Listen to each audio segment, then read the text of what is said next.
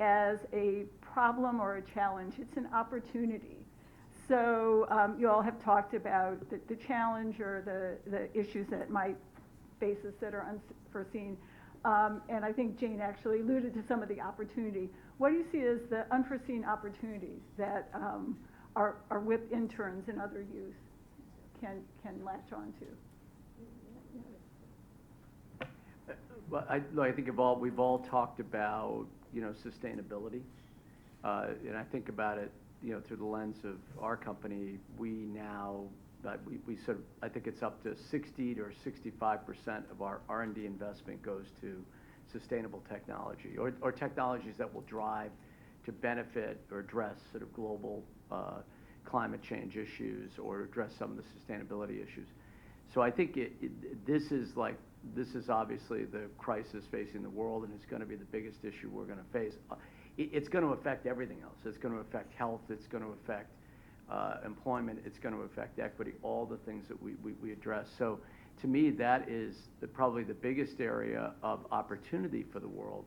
And, I suspect that the situation in Ukraine and Europe's dependence on Russian gas, for example, and energy, that's really got everybody, both in the government side and on the private sector side, thinking, look, we need to seriously accelerate what we're doing to address those issues. So to me, that is for anybody who is coming out of school or about to come out of school, that's a tremendous opportunity. It's not just for the world, but also for each of us individually.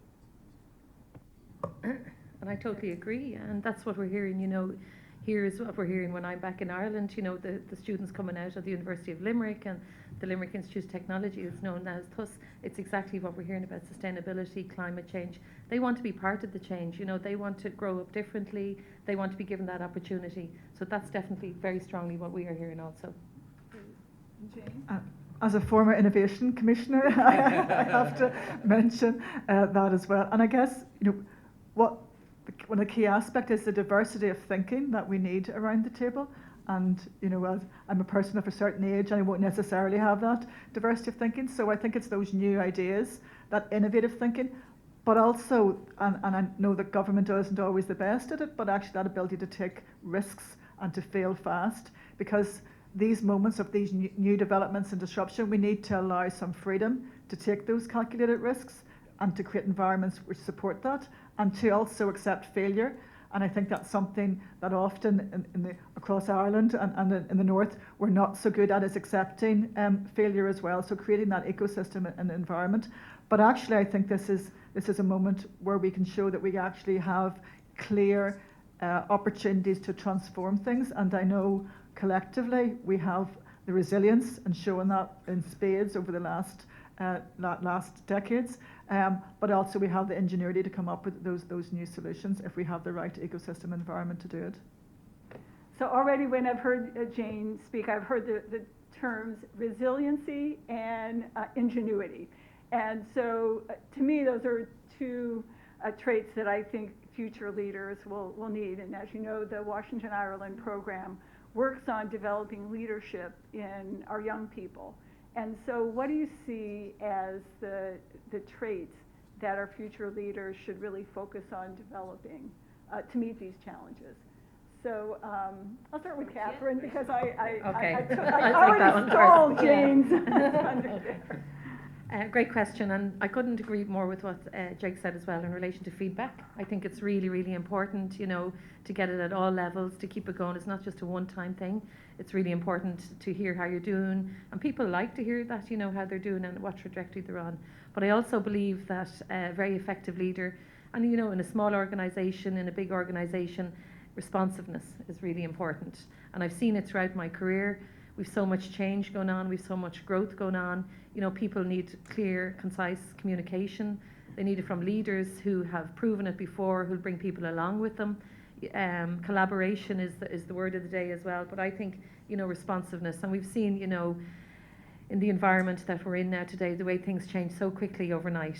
And what we're seeing is the responsiveness that's there now, and that's what will take people forward. So definitely what Jake said on the feedback, collaboration, but responsiveness is the top one for me. Thank you. We're going to mix it up. Well, I guess I am too old to have benefited from the Russian Talent Programme directly, but it's something I would have loved to have gone on. But I think back to that perspective, and when I left, I guess I thought every region was better engineers than I was going to be. So I worked in Japan, and I worked in Germany, and I worked in China, and I worked in the US and North America.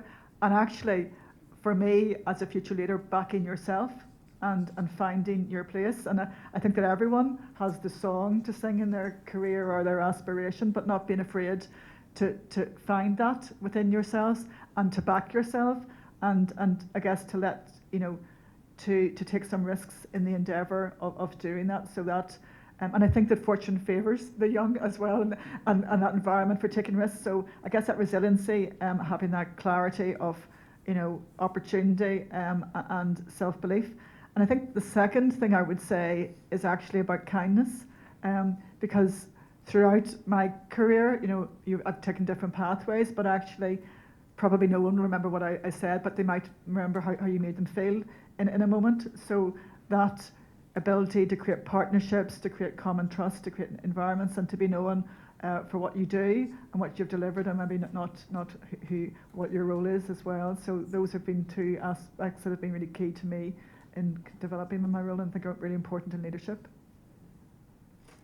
Thank you. And before I turn to Jim, I love the emphasis on kindness. I think, in view of Jake's comments, something really that we can bring to all of our relationships, and certainly to the leadership that we have, that remember, we're working with human beings, and everybody deserves kindness and respect. So, Jim. Yeah, I would say the biggest challenge all of us face in whatever roles we're in this environment is just the speed at which, the volume and speed at which things are coming at you is so incredibly difficult to sort of deal with. And so I follow an adage now, which I don't always do well, but I try to do well. And I agree with everything that has been said about feedback and about kindness and all those things. And probably even more so today because of how stressed out people are.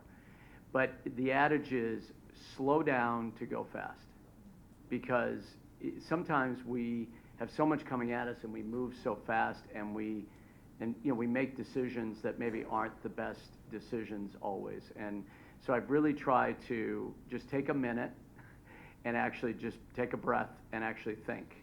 And I try to advise my team to do the same, because I just think we're better leaders when we take a minute and think and take the time necessary so we actually can move fast. Because if we just move fast, we're probably going to make mistakes, and we're probably not going to be at our best.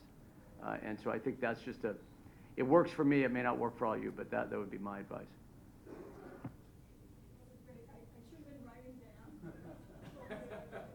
Hopefully I'll remember them. I know that we're coming up on the close of the program. I want to keep us on schedule. And do we have